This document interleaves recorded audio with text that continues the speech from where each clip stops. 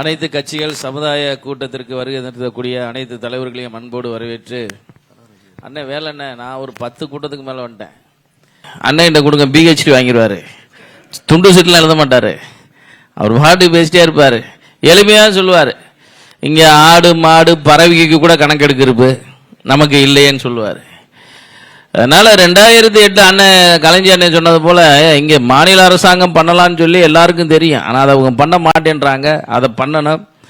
அண்ணனுடைய முன்னெடுப்பிற்கு தென்னிந்திய forward black தேவர் தேசிய பேரவை என்னைக்கும் உங்களோடு உறுதுணையாக நிற்கும்.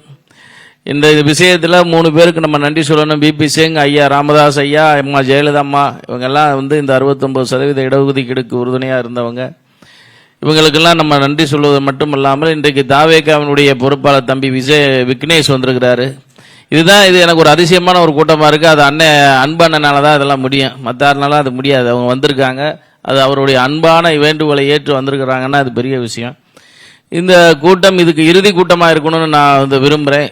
இது அண்ணன் ஒரு விஷயத்தை அடிக்கடி சொல்கிறாங்க, ஜாதி வாரியான கணக்கெடுப்பு எடுக்கணும்னா விவோட்ட சொன்னாலும் எடுத்து கொடுத்துருவார் ஒரு நாளில். விகிதாச்சார அடிப்படையில் அண்ணன் கலைஞர் டைரக்டர் வந்திருக்காரு. அவர் சினிமாவில் காட்டுற தேவை மாதிரிலாம் நாங்கள் இல்லை, ஓன்றெல்லாம் இல்லை, கஞ்சி கிளாம திட்டுறாங்க. தென் மாவட்டத்தில் பூரா கருவலை காட்டுக்குள்ளே படுத்துக்கிட்டு திண்ணையில் படுத்துக்கிட்டு உலக அரசியலை பேசிக்கிட்டு இருக்கான். எங்களுக்கு வாழ்வாதாரம் இல்லைன்னா விகிதாச்சார அடிப்படையில் பொருளாதார ரீதியில் அவன் எப்படி இருக்கிறான். நான் ஒரு பொருளாதாரத்தில் இருப்பேன், எனக்கு என் சமுதாயத்தில் இருந்தவன் இன்னும் பின்தங்கி இருக்கிறான். விகிதாச்சார அடிப்படையில் இடஒதுக்கீடு வழங்கணுன்றது அண்ணனுடைய கோரிக்கை. இப்போ வன்னியர்னா எல்லா வன்னியரும் ஒரே மாதிரி, அண்ணன் அன்பு அண்ணன் மாதிரி இல்லை, அண்ணன் வேலை அண்ணன் மாதிரி இல்லை, கீழ்த்தட்ட மக்களும் இருக்காங்க.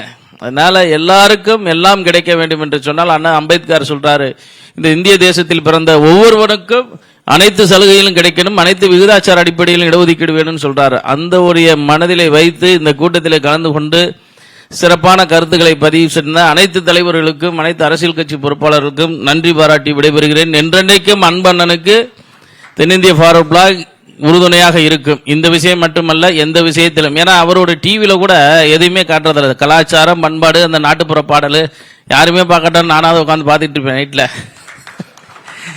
அதனால அந்த நல்ல விஷயத்தை சொல்லக்கூடியவர்கள் யாராக இருந்தாலும் ஏற்றுக்கொள்ளக்கூடிய மனப்பக்குவத்தை நாம் ஏற்படுத்தி கொண்டு நல்லதை மட்டுமே சிந்திக்கக்கூடிய அன்பண்ணன் பின்னாலே நாங்கள்லாம் நிற்பதிலே நாங்கள் பெருமை அடைகிறோம் என்று சொல்லி விடைபெறுகிறேன். நன்றி, வணக்கம். நன்றிண்ணா.